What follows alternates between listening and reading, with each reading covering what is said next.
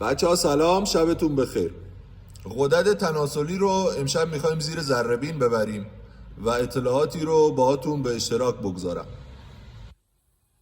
اندامهای اصلی تولید مثل و هورمون‌های جنسی هستند که با کمک غده هیپوفیز در مغز کار میکنن. بیضه ها تولید تستوسترون و اسپرم رو به عهده دارن. تخمدان ها تولید تخمک، استروژن و پروژسترون رو به عهده دارن. همگی در بلوغ میل جنسی و ویژگی های ثانویه جنسی نقش حیاتی دارند. حالا تستوسترون در مردان.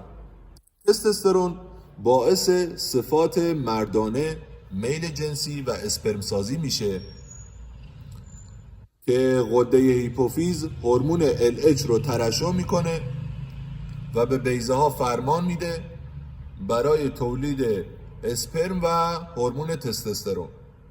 حالا تخمدان ها در زنان، این هورمون ها چرخه قاعدگی و بارداری رو تنظیم میکنن که بازم غده هیپوفیز در مغز هورمون LH رو ترشح میکنه، به تخمدان ها فرمان میده برای تولید تخمک و هورمون های جنسی. دوستان، اطلاعات مختصری گفتم خدمتتون که به اینجا برسیم. برای تقویت سیستم جنسی و سلامت غدد تناسلی سعی بکنید حتما ورزش های هوازی رو انجام بدید.